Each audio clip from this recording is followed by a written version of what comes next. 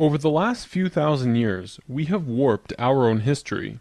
Our stories of the past have been changed, altered, mistranslated, and completely been misunderstood as we rounded the curve on the precession of the equinox. Modern views of our history account for many things, but completely dismiss many very important pieces in the puzzle. For example, the Pyramids of Giza. There is no modern theory that accounts for how these could have been made. Individually, each block cannot be pulled even with 50 men pulling it, let alone drag it for hundreds of miles and then stack them on top of each other 450 feet in the air, in such a precise way that even modern technology can't achieve. Not to mention having it lined up precisely with both Orion's belt, a golden mean, and Fibonacci spiral, and be a primary nodal point of every sacred site on the planet. And that's just one example. Our history is not what we think. Many things that we've been led to believe to be true simply is not. This has got to be the biggest. The field of archaeology recently saw some monumental discoveries that are rocking the foundation of what we think we know about ourselves. Many ancient cities such as Babylon, Erech, and Akkad that were written about in the Bible and other ancient texts were always thought to be myths because no one could prove they existed.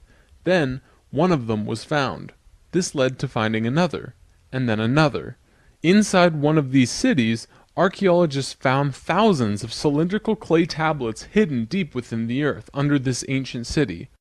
The tablets were completely covered in text, written in cuneiform, and tell an ancient story that spans back over hundreds of thousands of years on this planet, describing the history of the earth and the origins of the human race in great detail.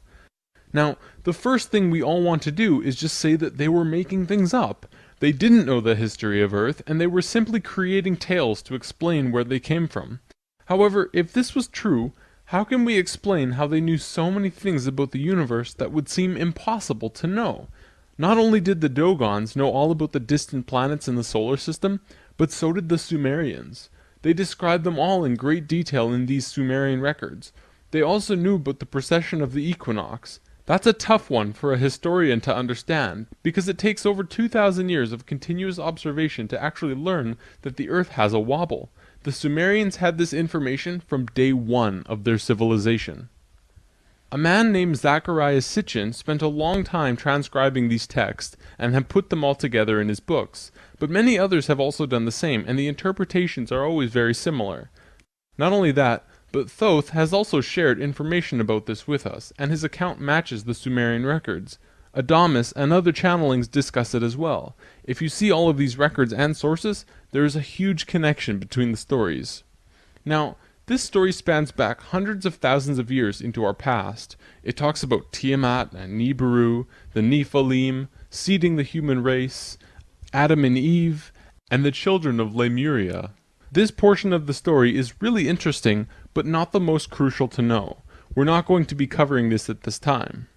We are, however, going to be picking up the story at the end of Lemuria, and discussing the events of Atlantis up to present day.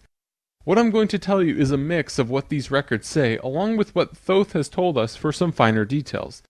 Please have your own experience while watching this. I'm not going to tell you that this is fact. I am simply saying, decide for yourself.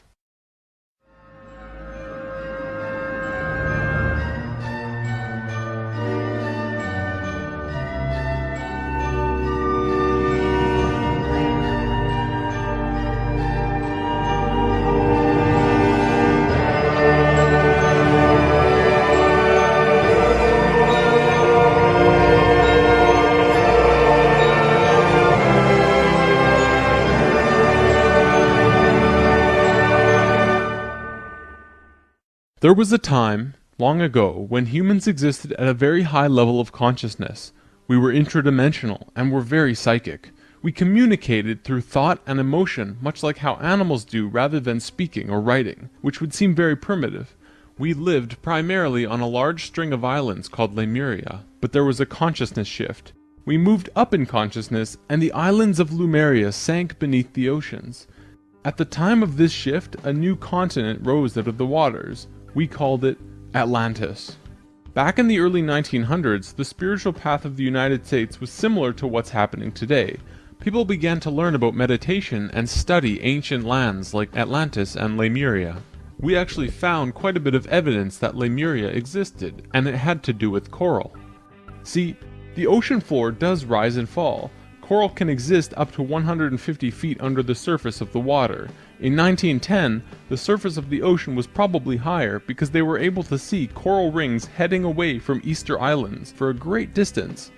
These rings were estimated to be found at 1,800 feet, which means that for them to have existed, they would have had to be much higher and sunk slowly. Probably more important, they also found the exact same fauna and flora from the Hawaiian Islands all the way to the Easter Islands. This is a great distance, but if you look at a map, you'll see a long string. That string, according to Thoth, used to run along the western shores of Lemuria.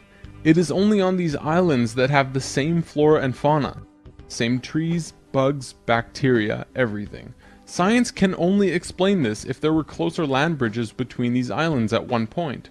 Although we were studying this at that time, World War I began soon after, and we lost interest in spirituality and the ancient lands for a very long time. After the sinking of Lemuria and the rising of Atlantis, at first the human race became scattered. We moved to various islands and continents all over the world because we didn't have a home. Yet, we didn't know where to go. At that time, there were about 1,000 humans at a very high consciousness, more than all of the rest. They were called the Nacals. Today, we know them as Ascended Masters. The Nacals began preparing Atlantis to be our new home. They projected their energies across the surface of the continent in the form of the Tree of Life, not with 10 circles, but with 12, an extra on top on the island of Udal, and an extra on the bottom in the water. There were 10 components on the mainland, and even though it extended over hundreds of miles on the surface, it was projected to the accuracy of a single atom. We chose to move to Atlantis because of the Kundalini. In humans, the Kundalini is often referred to as the energy serpent that runs up and down your spine. When activated, it provides an immense amount of energy through all of the chakras. The Earth itself also has a Kundalini because the Earth is alive, like an organism, running from the center of the planet to a specific place on the surface. Wherever the Kundalini resides, the people there become the spiritual leaders of the world. The Earth chose Atlantis to be the new energetic center of the planet. After Atlantis, the Kundalini moved to the mountains of Tibet, which is why the Buddhists were the leaders in pure spirituality for the last 13,000 years. It was a very pure place. It moved again within the last 10 years, but that's a story for another time. If you want to read more, check out the book The Serpent of Light by Drunvalo Melchizedek. Suddenly, in a single day, the Nacals breathed life into the Tree of Life on the surface of Atlantis. This created vortexes of energy rotating out of each and every circle. Once the vortexes were established, the children of Lemuria began to be called forth. Millions upon millions of Lemurians who had settled all across the planet began to be pulled toward Atlantis. A great migration began. However, the Lemurian body of consciousness had only reached the age of 12 as a planetary consciousness. Because we were right-brained, we were a female species, like a 12-year-old girl. And some of our centers weren't working yet. They had worked with these energies but only mastered 8 of the 10. Each migrating Lemurian was attracted to one of these 8 centers on Atlantis, depending on the nature of the individual. There, they settled and began to build cities. That left 2 vortexes with nobody using them, not a single person. These 2 vortexes were pulling life toward them, and in life, you can't have an empty place. Life will find a way to fill it. Similar to if you were driving along a freeway, following another car, and you drop too far behind, someone will fill the place. That's exactly what happened on Atlantis. Though the Lemurians had only filled 8 of the vortex areas, Mayan records state clearly that there were 10 cities in Atlantis when it fell. You can see these records in the Troano document, which is now located in the British Museum. This document is estimated to be 3,500 years old, and it describes in detail the sinking of Atlantis. To fill these 2 empty vortexes, according to Thoth, 2 extraterrestrial races stepped in. Not 1, but 2 completely different races. The first race were the Hebrews, coming from our future. Thoth says that they came from off-planet, but we don't know where exactly. The Hebrews were kind of like a kid who went through 5th grade and didn't make it, so they had to do that grade over again. They learned all the math, the left brain stuff, but they didn't get the right brain aspect of evolving consciousness, the doing. They didn't graduate to the next level of evolution, so they had to do it again. They knew a lot of things that we didn't know yet, and brought many concepts and ideas to us that we weren't aware of yet. Now, if this is true, this would explain quite a few things about the Hebrew people in general. They seem to have many sacred geometries hidden within their culture.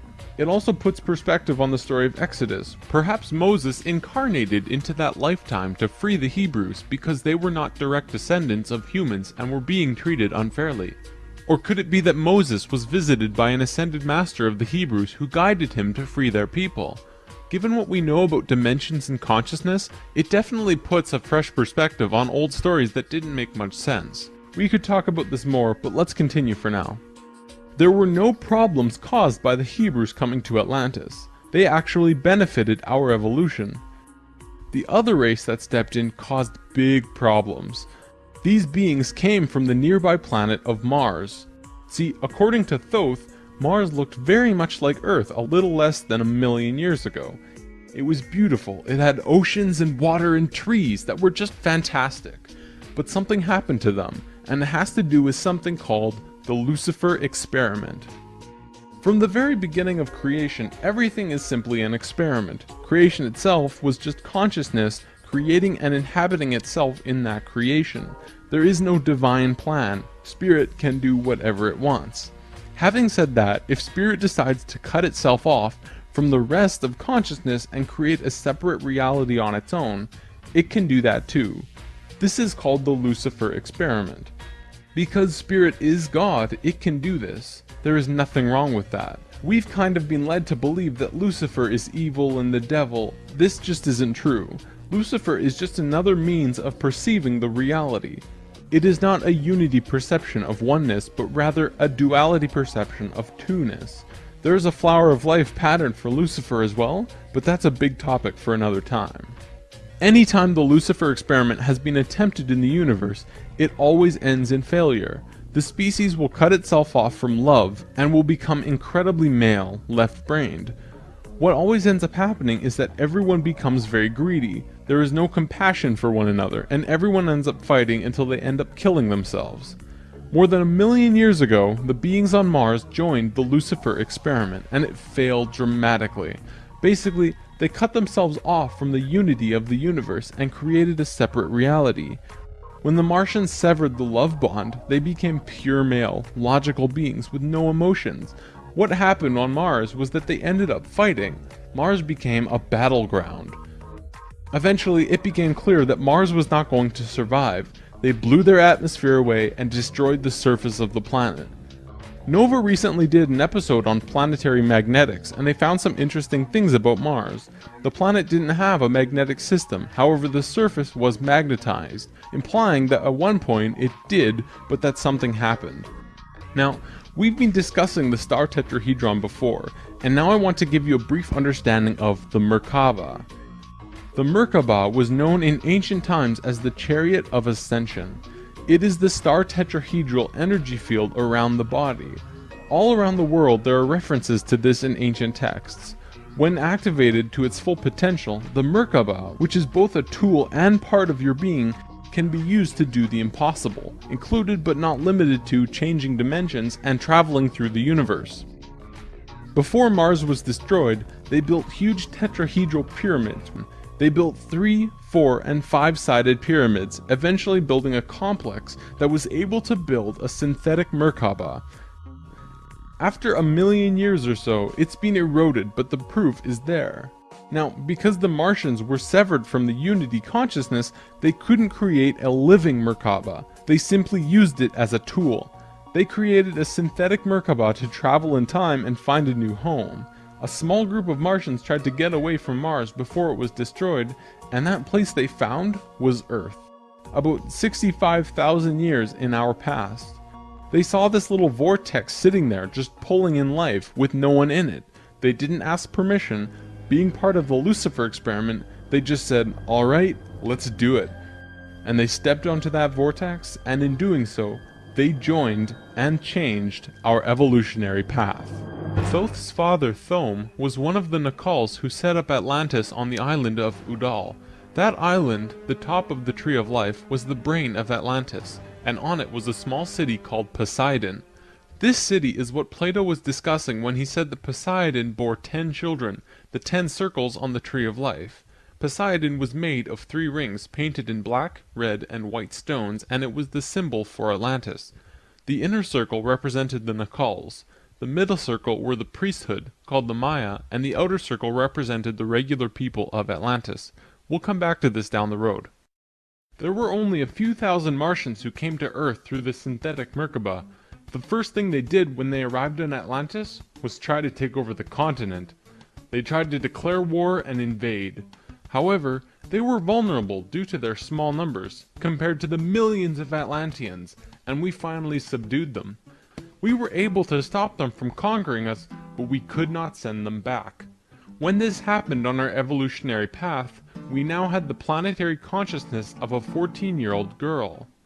The Martians were an incredibly male species, and also very old, so what you had was a 14-year-old girl being taken over by a 60 or 70-year-old man. We had no choice in the matter. The Martians just stepped in and said, like it or not, we're here. They didn't care what we thought or felt about it. Really, it was no different from what the settlers of North America did to the Native Americans. Once the initial conflict was over, it was agreed that the Martians would try and understand this female thing they lacked, this emotional feeling which they had none of at all. Things more or less settled for a while, but the Martians slowly began to implement their left-brain technologies which the Atlanteans knew nothing about. One after the other, the Martians kept putting out these left-brain inventions until the Atlanteans slowly began to see things through their left brain. We slowly began to become a male species. The Martians gained control, bit by bit, until eventually they had all of the power, as was their intention. The animosity between Atlanteans and the Martians never subsided, not even till the end of Atlantis. They hated each other. The Atlanteans were shoved down and treated like inferiors. It was like a marriage that the female component didn't like, but the male component didn't really care if she liked it or not. It remained this way for a very long time, until about 26,000 years ago, when the next phase slowly began. Before we continue, we have to talk about polar shifts. See, in the 1930s, Edgar Cayce was channeling information for a geologist when he stopped and he said, "There's something you should know. In the near future, the Earth's poles are going to shift." Cayce was a brilliant man with a very strong connection to higher dimensions, where he communicated with other beings for the human race. Ultimately, it was because of his channelings that the belief system called New Age was created. This is again just putting what he was doing into boxes of understanding, because no one else understood what he was doing at that time. Nevertheless, when Cayce talked, people listened. Geologists began exploring the possibility of a polar shift, and they found something remarkable. A string of major pieces of evidence came forth and lent tremendous weight to what Cayce was saying, and they have now changed the world's view on the subject. Scientists believed that if there was going to be a physical pole shift, there would also be a change in the magnetic poles. Through studying lava beds, geologists were able to see where the planetary magnetics were when the lava beds hardened at certain depths. They found that the earlier magnetic poles were not where they were now, but in Hawaii. The last shift that took place was 13,000 years ago, and we will get there in the story soon. They did another test and found that it had shifted again 26,000 years ago as well. Scientists also learned that polar shifts happen very quickly. In a single day, the magnetics would do a complete flip, or turn 90 degrees. There's that number again. And within 24 hours, the sun would be rising differently than it did the previous day. This shift has happened hundreds of times over the last 100 million years on Earth, but it's speeding up now and happening faster and faster. Now only 13,000 years between each shift. A whole new viewpoint is beginning to be understood. From space, would this not appear as a pulse? Now, there's a lot more to talk about with polar shifts, but I'm going to give you the basics. A scientist named Charles Hapgood was studying this at great detail because the leading theory behind what caused polar shifts was still underdeveloped at the time. He came up with a theory that demonstrated to be possible through various experiments. Through these experiments, they learned that the surface of the Earth, the crust, could slip over the main mass of the Earth, which continues its rotation as if nothing happened. The crust would rotate and spin out of control until eventually it settles again in a new location aligned with the new magnetics. During this time, there are massive earthquakes and tsunamis and devastations that rock the world. Doesn't that sound a bit like the destruction described in the Book of Revelations? Now, I don't want to freak anyone out. Besides Edgar Cayce's account, many other ancient prophecies, including Nostradamus and Mayan prophecies, have talked about polar shifts in one way or another. And modern science is becoming increasingly aware that there is going to be a polar shift in our near future, which is lining up with our consciousness shift, though they don't take that aspect into account. It's funny actually. A while back, NOVA did 2 reports on polar shifts, and both times NASA shut them down. Then recently, NOVA released a new video called Earth's Magnetic Storm. That video shows all of the evidence for pole shifts without actually using the words pole shift. It's almost as if a specific company doesn't want us knowing about this and the evidence that's been brought forth. Polar shifts are directly related to the magnetics of the planet as well. Planetary magnetics are supposed to look like this, but the reality is much different. Our magnetics have been weakening over the last 500 years or so, and today they look a little more like this. It was the magnetics becoming more and more warped that's causing many of the problems we've seen in the last 20 years. Birds follow the magnetics of the planet to migrate, and they've been ending up in places they shouldn't be. Whales were continually beaching themselves in the 90s because they followed these magnetics, which led them to land where there should have been water. As for humans, you know how on the night of the full moon there are more rapes, murders, and violent crimes than any other night of the lunar cycle? Well, the moon affects the magnetics of the Earth, slightly, but the magnetics are so warped right now it's affecting how we think and act as a planet. Our collapse of social structure is related to the geomagnetics of the Earth. Or perhaps it's the other way around. There's one other thing that we need to discuss about polar shifts. They always line up with a consciousness shift. They are interrelated. Thoth lived on Atlantis for a very long time, and he told us that he saw the Earth shift 5 times, watching the sun rise in the east, and then the west, then the east, then the west. This is how to explain why during a consciousness shift at the end of Lemuria, it sank beneath the oceans and Atlantis rose. If the crust was spinning randomly around the planet, many geological events such as continents rising and falling would take place. Now that we have an understanding of polar shifts, we can continue with this drama on Atlantis. 26,000 years ago, we were exactly where we were today on the precession of the equinox. We had gone through our falling asleep phase, and we were about to begin waking up. It was at this point that there was a small consciousness shift. We actually went down in consciousness, not up. A piece of Atlantis about the size of Rhode Island sank into the ocean. This caused a tremendous amount of fear within the Atlanteans, because they thought they were going to lose the whole continent, like what happened with Lemuria. Because of the consciousness shift, one of the bigger things they lost was their connection to the future. They couldn't foresee big events such as the potential sinking of their home. After about 200 years, this fear began to subside. Now, in both the Bible and the Sumerian records, the accounts of Adam, Eve, and all of their children were recorded to have exceptionally long lifespans, like 900 years or so. So 200 years for us back then is like 20 years for us today. We'll explain how we got there soon. Things kinda settled for a while, and then between 13,000 and 16,000 years ago, a comet approached the Earth. Because we were living at a high consciousness across all dimensions, the Atlanteans became aware of it before it hit.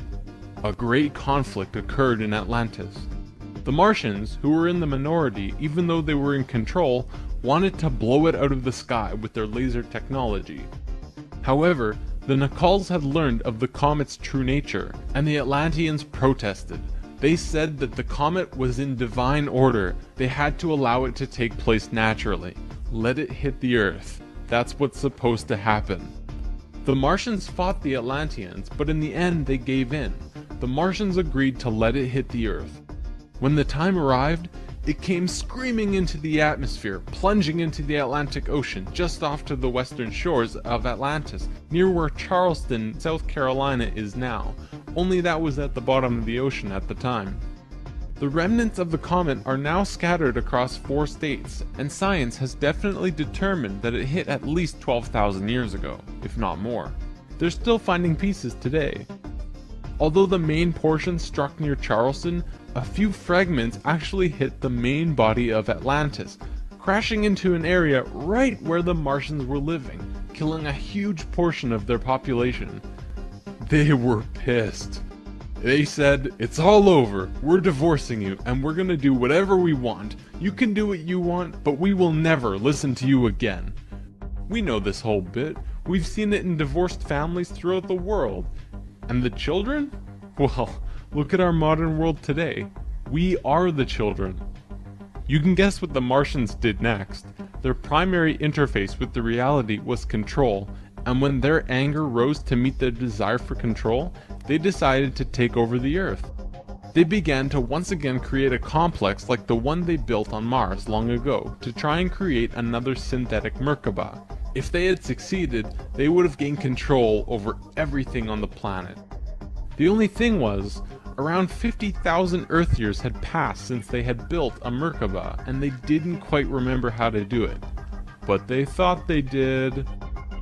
The Martians built the buildings in Atlantis. They set up the whole experiment, threw the switch, and lost control. The destruction was immense. In this reality, you can hardly make a greater error than to create an out-of-control Merkaba. The experiment began to rip open the dimensional levels, not the higher ones, but the lower ones. To give an analogy, if you took a knife and slit open your stomach, the stomach acids would seep into other parts of the body that it's not supposed to be in. That's like ripping open the dimensions.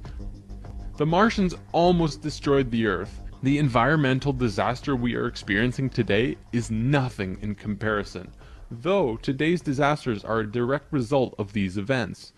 Because of this tear in the dimensional levels, a huge number of lower dimensional spirits and beings were thrown out of their comfort zone and into these higher levels. They were forced into a world that they did not know or understand. To survive, they needed bodies, and began automatically entering into the bodies of people. For every human body, there were hundreds of lower dimensional spirits inhabiting them. These beings were Earthlings, like us, but very different, not coming from this dimension. It was a catastrophe, probably the biggest the Earth has ever seen. The reason the Nacals were special wasn't just because of their incredibly high consciousness, making them like guides of Atlantis. They also had achieved what today we call immortality. Let's just say they figured out a way to keep their body healthy and young for as long as they chose, and could choose to pass on whenever they desired it. When reincarnating, they do not suffer the great memory loss that we do when we incarnate. They did it through their expanded consciousness and tantric interdimensional sex meditations. This is how Thoth was a priest king of Atlantis for thousands of years and stayed on Earth until 15 years ago when he gave all of his memories and understanding about sacred geometry to a man named Drunvalo Melchizedek. The Merkaba is formed out of 3 star tetrahedrons overlaid on top of each other. 2 of them are counter-rotating and the third is stationary. When the Merkaba is formed with the unity consciousness, it is formed internally with love. When it is formed externally through the Lucifer experiment, it does not have that love, and can become unstable very quickly. The Martians' attempt at controlling the world took place on one of the small islands in the west of Atlantis. This place today is known as the Bermuda Triangle. It's a triangle because the top of the stationary tetrahedron of the Merkaba is actually sticking out of the water there, which causes a huge electromagnetic imbalance in that area. Many planes and boats have reported to have gone missing there. They just vanished without a trace. The imbalance is multidimensional, and in many cases these ships and planes have been sucked into different dimensions, never to be seen again. That Merkaba is still there on the sea floor today, but from what I know, it's going to be corrected soon. The Nicalls did their best to save Atlantis. They sent most of the lower dimensional beings back, at least as many as they could, and sealed up the dimensional tear. Despite this, the situation got really bad, really fast. All of the economic systems collapsed. Financial, social, and all concepts of how life ought to be completely broke down. Everyone on Atlantis began getting sick with weird diseases, and the entire continent went into a state of survival. Life was no longer about living. It became about surviving until tomorrow. It was a literal hell on Earth. The Nicalls had no idea what to do. They were children compared to the events that had been thrust upon them. So, they prayed. They prayed to the highest levels of conscious life in the universe, asking for help from anyone who could hear them. The problem was reviewed on many high levels of life, who I am drawing as the Justice League because the 11th and 12th dimensions are completely incomprehensible to us in our current state. What they told us was this: we were going to fall. We were going to hit rock bottom, level 1, the lowest place we possibly could be in the universe and still survive. Also, we were changing polarity. We were no longer a female species, so we were starting from square one as a male species. And finally, and this was the shocker, we would only have 13,000 years to return to Christ consciousness.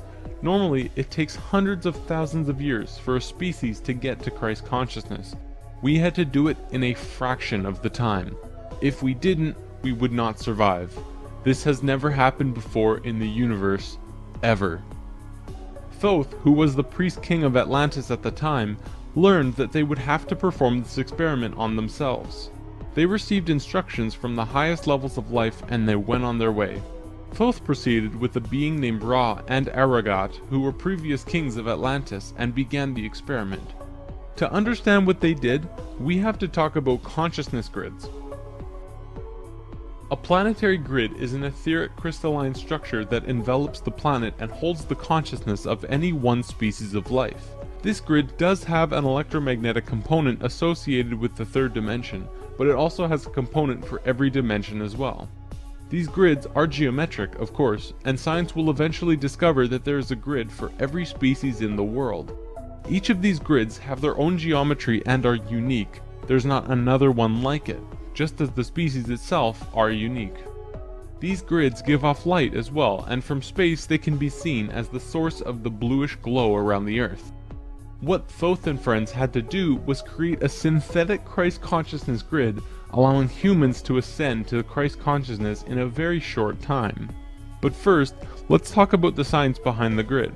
Perhaps you've heard of the 100th monkey experiment.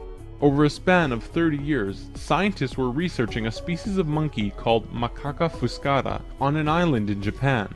They were providing the monkeys with sweet potatoes by dropping them in the sand.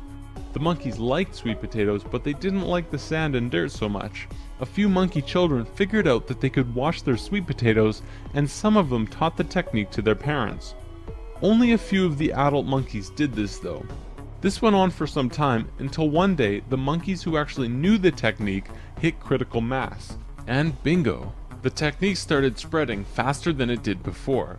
Monkeys started learning it really easily across all of the Japanese islands nearby as well as on the mainland. They knew that there had to be something that wasn't yet understood about how a species is connected to itself. So what did we do? We tried it on humans. Our research team made a picture out of human faces. About 100 faces hidden within a single picture, but at first glance you could only see about 6 or 7. They did several surveys with a few hundred people in Australia and said, alright, find the faces. Most people could only pick out 6, 7, 8, 9 or so, not many more. After that, the research team went to Britain and aired the picture on a closed cable BBC special that was shown only in England. They showed where all of the faces were, every last one. Half of the research team which stayed in Australia did the experiment again with new subjects. And lo and behold, people were just naturally able to see more faces. After this experiment, they knew that something definitely connects us all, and the field of noetics is learning more about it daily. It's mass consciousness. In Lesson 11, I showed you the 3 levels of consciousness. Each of these levels have their own consciousness grids around the planet, and our second level grid is based on squares and triangles. Many governments of the world, especially the Russian and US governments, were studying our grids back in the 60s and probably earlier. When mapping out the grid on the planet, you find little military bases on many of the nodal points of the grid. There are tons of these bases way out in the middle of nowhere, like on little islands like Guam. This couldn't be a coincidence that these government powers placed their bases right where the little spirals came out of the grid. They were trying to take control of the grid, because if you control consciousness, you control what we think and feel. Of course, there was another organization that had its hand in both of these governments, and still do, and we will discuss them soon enough. This grid is visible through astral projection as well. 13,000 years ago it began. Thoth, Ra, and Aragot were to create a global complex that was able to build a synthetic Christ consciousness grid over a 13,000 year time period. The first thing they did was to fly to a place which is now called the Giza Plateau, but back then it was known as the land of Chem. It was also a rainforest back then as well, not desert like it is today. First, they created a grid around the planet fourth dimensionally, and then began to construct it in the physical third dimension. They went to the male energetic axis of the Earth and constructed a complex which today is called the Solar Cross. These men were sixth-dimensional beings at that time and were living at a very high level of consciousness, so whatever they thought happened instantly. It was that simple. According to Thoth, he built the Great Pyramid, not the Egyptian king Cheops. Thoth says that it was built 200 years prior to the pole shift and built very quickly. These pyramids were aligned precisely with both Fibonacci and golden mean spirals emanating from out of the solar cross. Interestingly enough, Edgar Cayce also channeled that the pyramids were constructed in this time. The pyramids were also found to be built from the top down. The stones on top were placed first, which has baffled researchers ever since.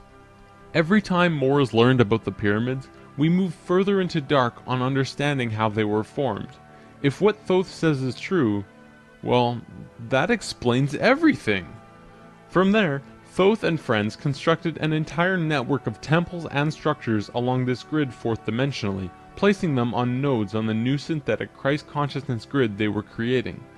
All of them were made with Fibonacci or golden mean spirals, and all of them were mathematically referred back to the solar cross in Egypt through the Great Pyramid. The creation of all of the sacred sites on the planet were no accident. It was a single consciousness that created them all, from Machu Picchu to Stonehenge to Zaghuan, you name it. There are a few exceptions, but most were created by a single awareness as part of a unity consciousness grid. Although the Great Pyramid was done all at once, many of these ancient structures of the world were made fourth dimensionally and slowly dropped in frequency until they manifested on the third dimension over a long period of time. Richard Hoagland's research brings this forward, but he wasn't the first either. They showed how one sacred site is extrapolated from another to another to another. A hot topic of discussion right now are ley lines. These are simply geometric relations between sacred sites. Archaeologists are now finding these huge connections between major spiritual sites in the globe, and now we know why they're connected. These sites had to be built physically so that the Christ consciousness grid could manifest. In a way, think of the physical sites as the wiring of a giant wireless electrical system, and then it needs about 13,000 years of continuous energy flow for it to actually turn on. And just so that you're not left in suspense, yes, the grid was completed. It came to life and is now active, though not really used. Congratulations, Earth! We actually survived! Not only has Thoth told us this in person, but he's also written it down in the Emerald Tablets. These tablets were left in the Great Pyramid thousands of years ago. There are 12 tablets in total, formed from a substance created through alchemical transmutation. They are imperishable, resistant to all elements and corrosion. Their atomic structure is fixed in place, and no change can ever take place. In that respect, they violate the material laws of ionization. These tablets share a great wisdom, and you can read them at over 100 different levels of consciousness, and you will always understand them differently. If you're interested in this stuff, you should definitely consider reading them. As you can probably tell, Thoth plays a pretty large role in what happened. Most of this information comes from him. Thoth also provided most of this information about the flower of life and its geometric relationship to consciousness with us, and this stuff is tied intimately to the geometry of the universe. Considering the quality and quantity of information that he has shared, it makes you really start considering that this next part can be true. The Great Pyramid has a legendary missing capstone. According to the Emerald Tablets, deep under the Great Pyramid there is a room called the Hall of Records. This room was not built by Thoth and long predates the Atlantean civilization. Within the Hall of Records is the capstone of the pyramid, which is 5.5 inches high, solid gold, and completely holographic image of the Great Pyramid. It has all of the little rooms and everything. However, this leaves us with a 24 square foot piece of the Great Pyramid that's missing. If what Thoth says is true, that missing piece actually belongs to a very special airship that exists on Earth. And the way to the airship is through the Sphinx. The Sphinx, according to Thoth, is not 12,000 years old, but dates back over 5.5 million years on Earth. Deep under the Sphinx, about 1 mile down, is a round room with a flat floor and flat ceiling. Inside this room is the oldest synthetic object on Earth. The object is about 2 city blocks in size. It's round like a disc and has a flat bottom and top. It is also only about 3 atoms thick, except for a pattern on the top and bottom which looks like this. This pattern is 5 atoms thick. Thoth says that it's powered by consciousness, thoughts, and feelings, and connects with your own living Merkaba, which means that it becomes an extension of you and your own energy fields. The ship is also intimately connected with the spirit of the Earth, and is the protector for the whole planet. Thoth built the pyramid the way he did to fit with the ship. When on top of the Great Pyramid, it creates this image from above. The disc ship has a circumference equal to the perimeter of the Great Pyramid. As we discussed in Lesson 11, whenever that ratio appears, life occurs. This ship can only be used by the purest of souls. See, whenever we approach the point in the precession of the equinox where our poles do these shifts, we become very vulnerable. Things often degenerate, and while things become chaotic, there are often other species who wish to take us over. This has always happened, not just with us, but with all evolving consciousness. Every time a takeover seems imminent, a very pure person will find their way to the ship and raise it into the air. The Earth and Sun will connect with that person and give him or her great power. Then, whatever that person thinks and feels will happen. And think about it. If consciousness is the primary core component of the entire planet, does it not make sense that it would have its own defense mechanism? This defense is an airship that plugs into the Earth and the Sun, allowing the Earth to have protection. Our takeover event actually already happened, the same year the Christ grid was activated. The year was 1989, and we were having some troubles with the Greys, a race of ETs who were slowly plotting takeover due to a previous scuffle we were having. A very pure woman in Peru made the ascension process into the Christ consciousness grid and found the ship. She tuned it to the frequency of the 4th dimension, where she raised it through the Earth and into the air, and manifested a situation for the Greys to leave. Within a very short time, the Greys began getting sick, and remained sick for as long as they stayed here. They have been forced to leave for now, and we are once again safe. The ship is a warship in that whatever race is trying to take over, the person will just think them away, think up a situation, and force them to leave. Returning to the events on Atlantis, after completing the complex in Egypt, Thoth and pals returned to Atlantis, where they waited for about 200 years until that critical point on the precession of the equinox where the poles would shift. They knew that Atlantis would sink, and they would be ready. Previously on Thoth and pals.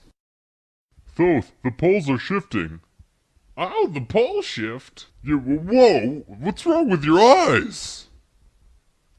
I don't know. When Thoth first saw signs of the polar shift, they returned to the land of Chem and raised the warship into the sky. They went to Atlantis and picked up the Nacals. The Nacals weren't just passengers though, and each and every being was working in unity to create a very powerful Merkaba around themselves and the ship.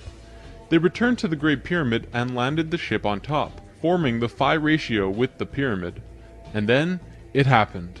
The poles began to shift, and human consciousness began to plummet.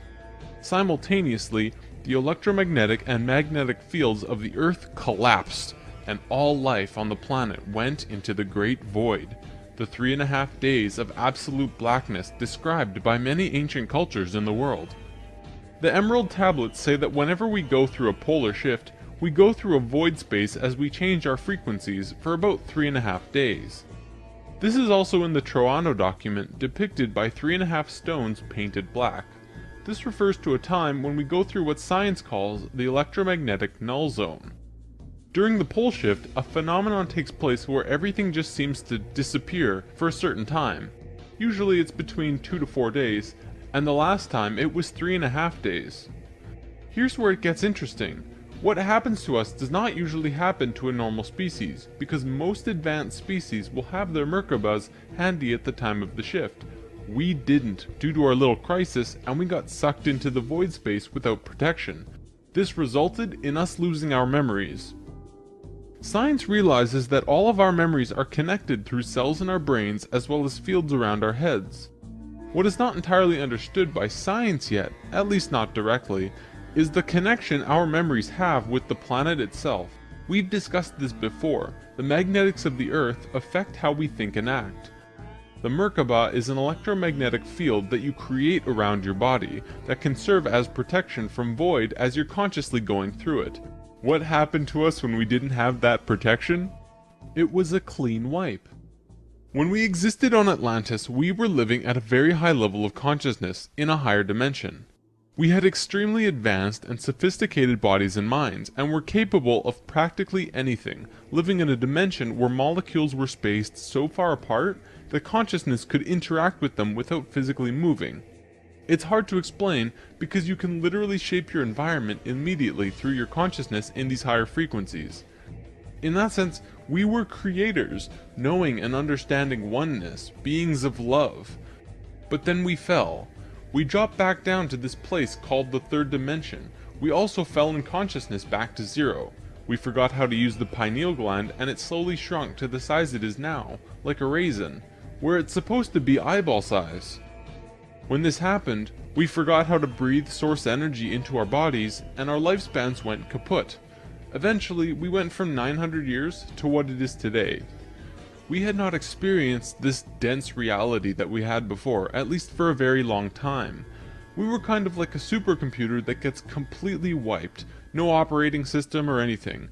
We had these advanced physical bodies, but we didn't know how to use them. This is why today we are so physically advanced compared to pretty much all the other animals in this third dimension. For a time, the survivors of the Atlantean fall, and there were a few, were literally hairy barbarians. We even had to rediscover fire. The reason we're having such a hard time finding evidence of Atlantis is because for the most part, the events of Atlantis took place on a much higher dimension than our physical Earth exists on right now. Everything I've drawn of Atlantis can't be taken as that's what it looked like, because it didn't. This landmass did physically exist, but the Atlanteans were not inhabiting that dimension of its existence. If the warship hadn't been protected by the Merkabah, the Nacals would have lost their memories. They retained their memories when the Earth came out of the void and began their work once more. Thoth and 1/3 of the Nacals went to the Island of the Sun in Bolivia. Aragot and 1/3 went to Tibet, and Ra and the remaining third went to Egypt, where they waited. Now, we're going to begin bridging the gaps between this story and our current history. In between the fall of Atlantis and the dawn of our first civilizations, who were the Egyptians and the Sumerians, there was a 6,500-year gap between them. What was happening to us in that time? We have to look at this precession chart again. This is where we fell in consciousness, point C, and this was our falling asleep phase too. Thoth, Ra, and the Ascended Masters were waiting until point D.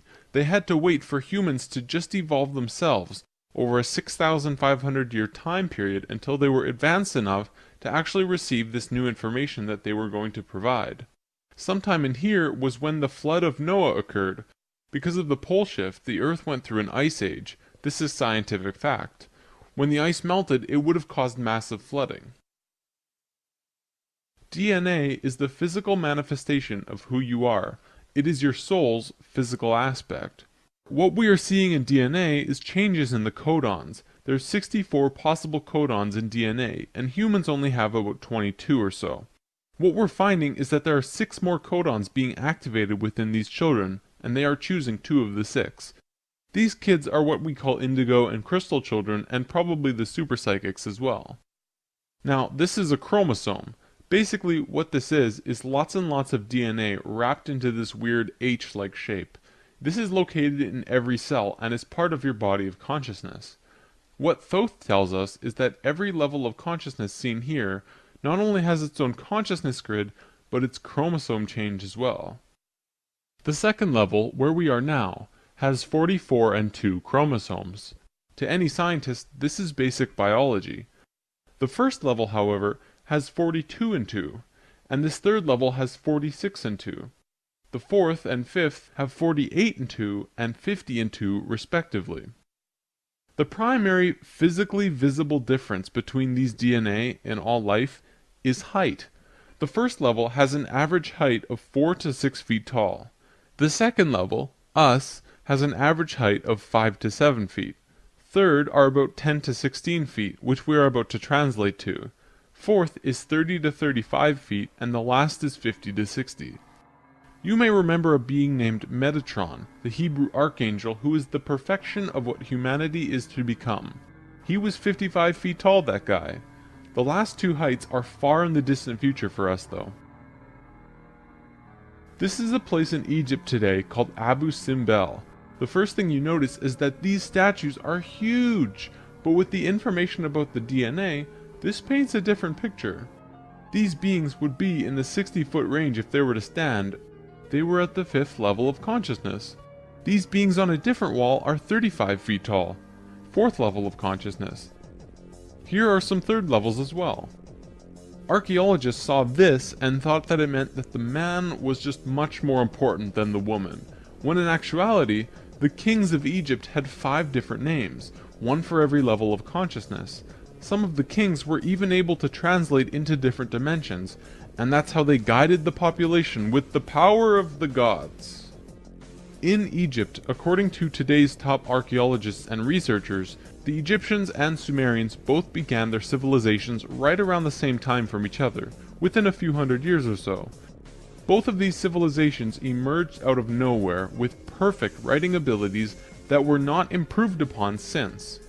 When they first emerged, they were extremely sophisticated and clear, and slowly degenerated over generations. No archaeologist can explain how this happened or explain how it could have happened. They placed Egypt and Sumer into a special classification called stair-step evolution. What happened was, one day Egypt got its language, full and complete. Then the knowledge leveled off. And then it got another massive leap a little while later. Then suddenly they knew everything about water and moat systems just perfect. Then, a little time later, bam! They're masters of hydraulics. How did Egypt and Sumer do this? Well, this is what Thoth said.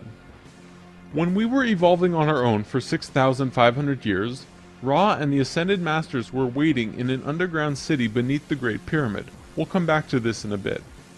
Thoth's son Tat formed a group called the Tat Brotherhood, which is a secret group that still exists today as protectors and keepers of the sacred temples. Today, they're still connected to the Ascended Masters. So about 6,000 years ago, some members of the Tat Brotherhood would wait until they would meet someone who could understand what they were going to teach them. When they found someone, they would just tune their frequencies to the 3rd dimension and walk up and tell them information flat out. They said, hey, if you do this and this happens. The Egyptians would say, wow, look at that. Then they would go underground, wait another little while, and repeat the process. Over a short period of time, the Egyptian and Sumerian evolution shot up in stair steps. As for the Sumerians, they also received a more detailed story by those who were assisting them. They described to the Sumerians in all of the details they remembered. They said, this is the history of the planet, write it down. The Sumerians knew about the precession of the equinox because they were told it by the Nacals from Atlantis. After this stair-step period, we began to fall asleep further. Things got worse once more.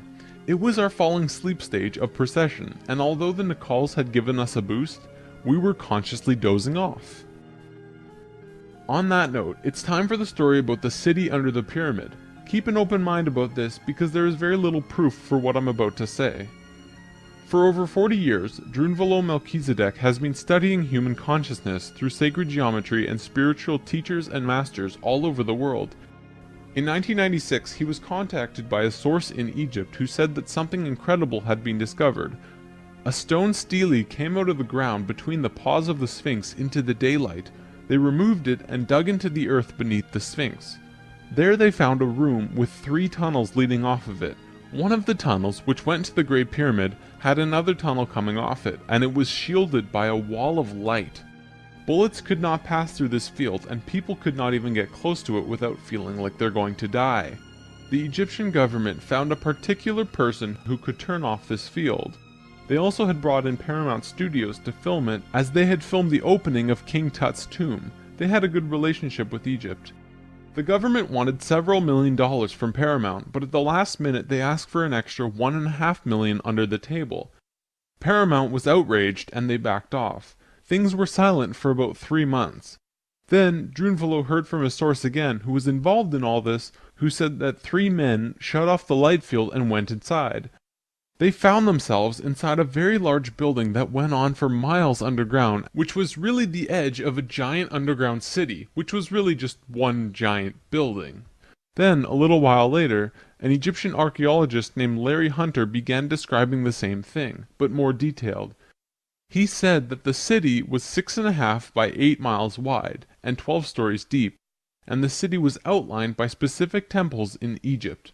The 3 pyramids are lined up with Orion's belt, but there are also small temples for every other star in the constellation.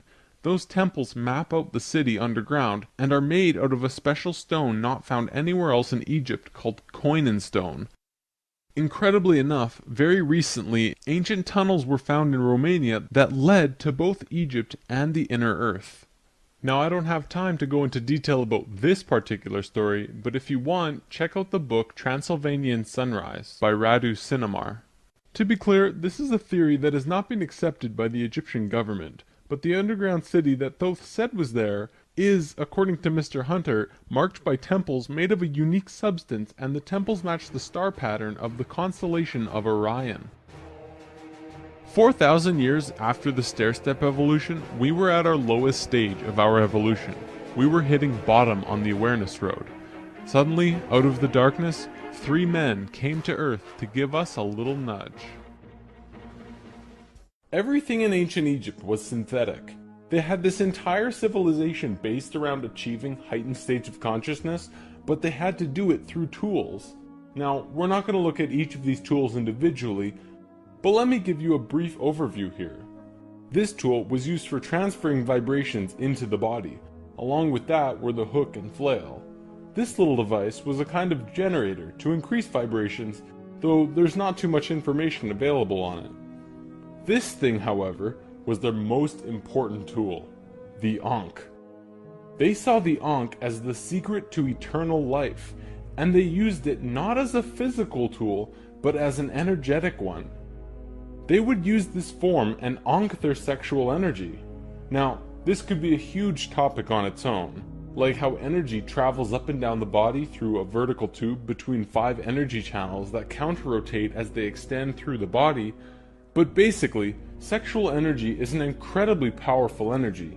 We definitely abuse it today, but what the Egyptians knew was that when you had an orgasm, a very large amount of energy bursts from your root chakra all the way up your spine to the top of your head, and then it gets released. What the Egyptians would do was when the spiral of energy hit their heart chakra, they would ankh the energy out of the back of their body and over their head and back into their body, where they would keep the energy and retain a massive energy boost. In other words, if you take a tuning fork and hit it, it will reverberate for a certain amount of time. Then, if you attach an ankh on top of it and hit it again, it will reverberate at least 3 times longer. The Egyptians were doing this with their bodies. Moving on, when Atlantis was first formed, the Nacals set up something called a mystery school. This is a special type of school where you learn about consciousness, and you learn different aspects of expanding your own consciousness, and eventually getting to a place where you become immortal. It usually took a very long time to achieve this state, and that's why there were only about 1,000 Nacals in comparison to the millions of Lemurians at the start of Atlantis. The first Atlantean to reach the immortal state was a man named Osiris. Ancient Egypt's mythology tells a story about Osiris, a man who was killed and cut up into pieces by his brother in an act of rage, and then the pieces were scattered. This event, perhaps less exaggerated than the myths, actually did happen, and it took place on Atlantis. Osiris's wife and sister retrieved the pieces, and upon returning the final piece, they restored the creative energy flow and brought his spirit back into the body. Through doing this, Osiris became immortal, and he was the first immortal of Atlantis. This story is told throughout ancient Egypt on many temple walls, and I'm going to show you why. Osiris went through the 3 stages of consciousness. The first one was whole, the second was separated from itself, included physically, and the third was whole again. The Nacals used Osiris's understanding of how he became immortal as a template for how others could do it as well, only through consciousness, without needing to be cut up, of course.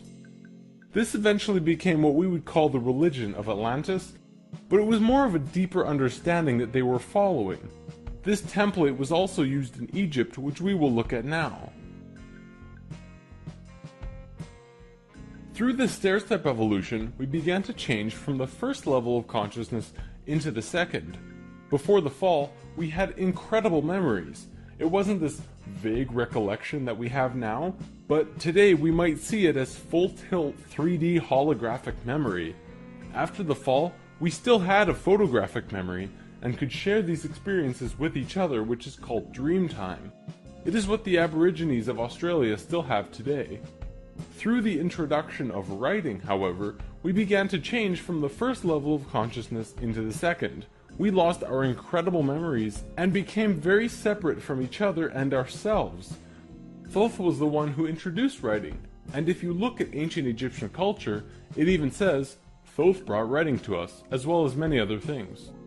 Now that we were in the second level, over time things began to change, and a very serious problem developed, which if it hadn't been solved, it would have caused a major catastrophe in our own near future. Basically, in Egypt, the Ascended Masters had used Osiris's genetic coding of changing chromosomes to show others the path of ascension. They developed a system of 42 and 2 gods, with a lowercase g. They were actually called Neiters. Most will recognize this one. His name was Anubis.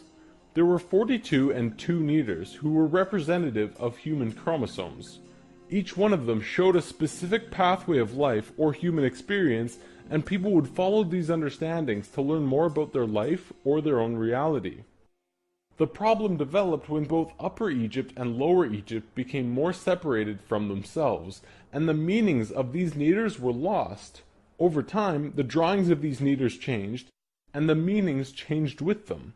People had no idea what they meant. Then it got worse, when the Egyptian king Menes merged Upper Egypt and Lower Egypt into a unified country. Menes also merged the belief systems, so now you had 88 gods that people were fighting over to decide who was really God. This was an issue because now they had people not knowing what to believe, completely lost, separated from their understanding of their own divinity and God. Things became separated further. People fought over which gods were really gods. Today we look back and say, wow, they thought there were so many gods, when really, this wasn't the case at all. Even with the help from the Tat Brotherhood, we just couldn't get it right. There was one short period of Egyptian culture that most historians don't really understand. As it's written in ancient texts and hieroglyphs, for 17.5 years there was a bizarre new ruler that completely changed how Egypt was run. And his name was Akhenaten. Before him, there were only kings. Akhenaten was the first pharaoh, which meant that which you will become. He was also, believe it or not, 15 to 16 feet tall, at least that's how he was always depicted, and had an elongated skull. Both of these aspects are related to Christ consciousness. Akhenaten abolished all previous understandings of God and tried to instill a one God understanding in everyone. After 17 years, The majority of Egyptians revolted and Akhenaten was killed, soon to be replaced by someone else, returning to the old system. What actually happened? To correct the problem, Thoth got the help from Ai and Tia, who were the first immortals from Lemuria, and got them to mate interdimensionally to conceive a Christ consciousness being. Thoth said that he worked with the previous kings of Egypt to help achieve this, and Egyptologists find that Akhenaten came completely out of nowhere. It took some time, and there was a transitional period involving Amenhotep III, but soon Akhenaten was on the throne. Akhenaten used his time to bring Egypt back to a simple religion where there was one God, one reality. He used imagery of a sun disk to represent this. The priests in Egypt didn't like that because the religious beliefs were centered on the priests. Then he comes along and says, "You don't need priests. God is within you, and you can access God from within your own selves." Well, they didn't like that. He also pulled the military back and said, "Don't attack unless someone else attacks first." The military didn't like him either. Plus, the people generally didn't like him because they enjoyed worshipping their many gods. Eventually, they disposed of him. After all that, what did Akhenaten do that evidently saved humankind? Well, he developed a mystery school, with the intention of showing a small group of humans a way to ascend into the immortal state. Usually, it took hundreds of years to reach the level of immortality, and Akhenaten had 17 years to produce results. This was a very close call, but he did it. He actually showed 300 individuals the path to immortality in this short time. So after the general population disposed of Akhenaten, these 300 immortals would go beyond Egypt.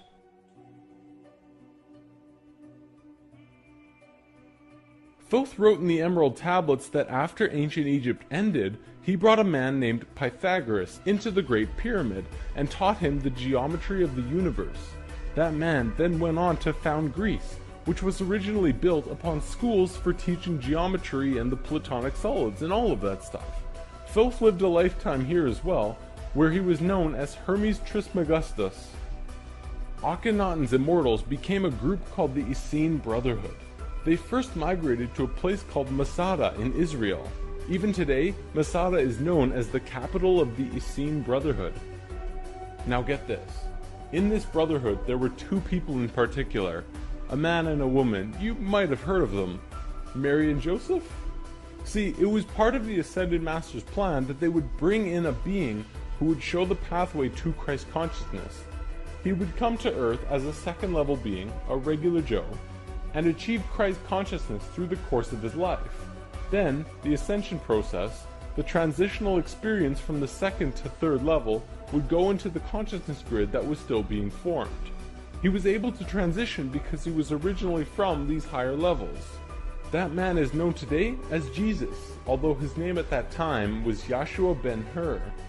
If Yahshua had not shown up, we would not have had that ascension experience available to us today.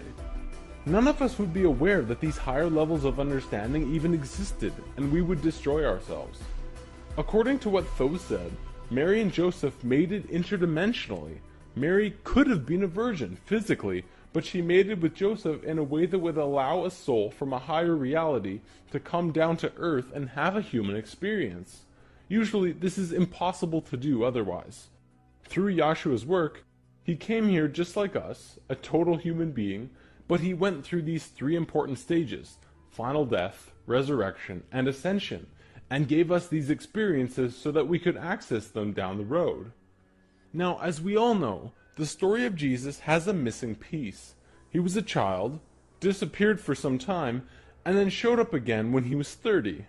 In a book called The 18 Absent Years of Jesus Christ, the leading theories about where he went was actually out east to either the Himalayan or Tibetan mountains, where he became an enlightened guru. He brought his teachings back to the world after that. If you remember from part 1, the Kundalini of the planet was residing in Tibet at that time.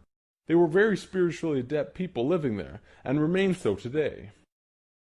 Now, on the topic of Christ, there's something else I'd like to bring up: the Lord's Prayer. Today, we know this as the only prayer that Jesus taught, but did you know it's actually a geometric prayer meditation? A man named Bodie McCoy spent over 20 years working with this prayer and analyzing it with sacred geometry, and has discovered some incredible synchronicities. In his book, Live the Promise, he explains how the original prayer, not the extended version mind you, has 7 segments or thoughts, which align perfectly with the 7 chakras as well as the 7 original branches of yoga. Bodhi teaches how to do this prayer meditation, as well as meditations him and his wife have developed based on the Lord's Prayer, called heart dances. It's really quite incredible to see how it all works with the pure geometries of the universe. If you wish to learn more, check out livethepromise.net. If you study Christian religion and Egyptian religion, you'll actually find that they parallel in almost every way except for the Egyptians' understanding of God. Most evidence shows that Christian religion came out of Egyptian religion, and then later they went back and discredited the Egyptians.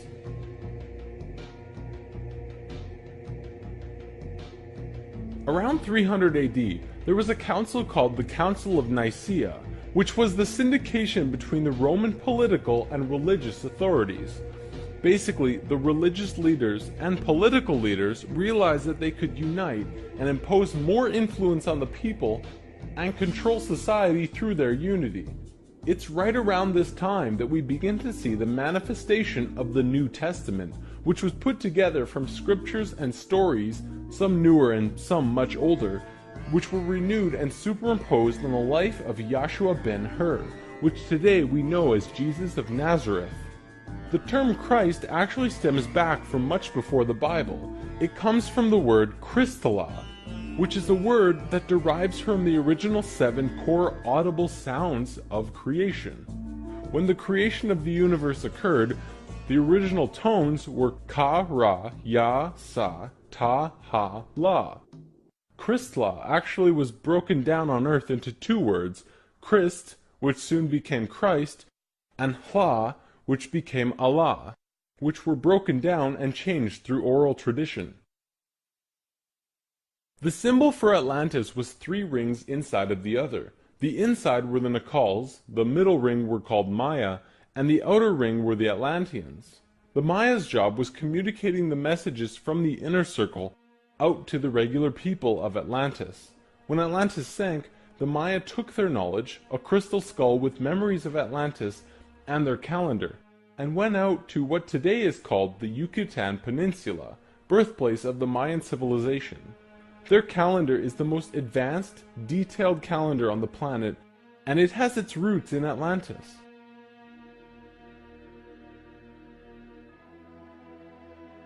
Over the last few hundred years, a group of people have slowly monopolized the entire world into what it is now.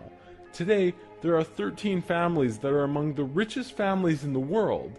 They have their hands in next to every organization and government and control over 95% of the money. They control our modern world from the very tippy top.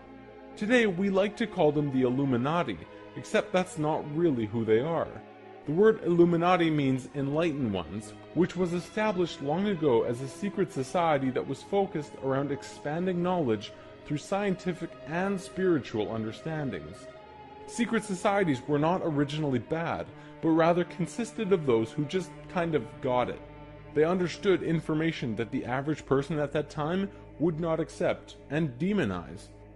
These societies had to be kept a secret because of the control that the church had and refuted against what they wanted to explore. This is where Freemasonry originally comes from. If you do the research on the time periods, what probably happened was that the church, who had the majority of the control at the time, probably infiltrated some of these organizations to make sure that they were not creating plans to expose information and destroy the world order that they had created.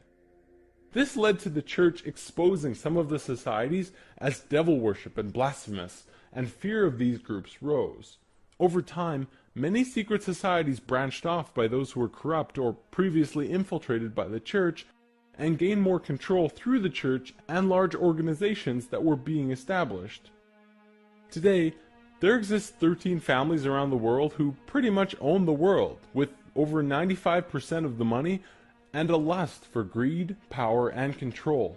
More and more information has become present lately that many of these families may have DNA that is different than the rest of the human population. It is speculated that they share DNA that was passed down from the Martian race or other species races. They contain no love or emotion and are completely power-driven. This brings us to the end of the human history story for spirit science, but of course, it's not really the end.